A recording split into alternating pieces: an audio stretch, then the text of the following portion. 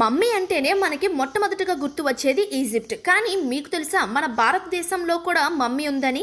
1975లో Spiti valley ప్రాంతంలో ఓ భారీ భూకంపం వచ్చింది. దాంతో రహదారులన్నీ కూడా దెబ్బతిన్నాయి. ఆ రోడ్లో మరమ్మతులు చేస్తుండగా ఒక సైనికుడికి తన పరికరాలతో ఆ రోడ్ని తవ్వుతుండగా ఒక స్కల్ కనిపించింది.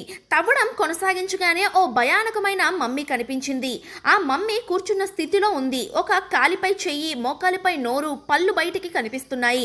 ఇంకా ఆశ్చర్యపరిచే విషయం ఏంటంటే ఆ మమ్మీకి నెయిల్స్ అండ్ హెయిర్స్ ఇంకా పెరుగుతూనే ఉన్నాయట. ఈ మమ్మీ 14వ శతాబ్దానికి చెందిన బౌద్ధ భిక్షువు సంగ తెంజిన్ అనే గుర్తించారు. DNA పరీక్షల్లోనూ కూడా ఇది ఖరారైంది. కానీ అసలు ట్విస్ట్ ఏంటంటే అతను తనంతటి తనే మమ్మీ అయ్యాడట. అంటే బ్రతికుండగానే మమ్మీగా మారాడు.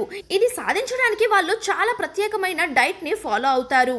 కొవ్వు తగ్గించే హెర్బ్స్, రూట్స్ అండ్ నట్స్ మాత్రమే ఆహారంగా తీసుకుంటారు. దీంతో శరీర ద్రవ్యాలు తగ్గి అవయవాలు చురుకుగా తగ్గిపోతాయి. అలా శరీరం కుళ్ళిపోకుండా మమ్మీగా మారుతుందట. వీడియో నచ్చిందా? అయితే ఇంకెందుకు లేట్, ఇలాంటి మరిన్ని వీడియోస్ కోసం మన ఛానల్ అయితే సబ్స్క్రైబ్ చేసుకోండి. బాయ్.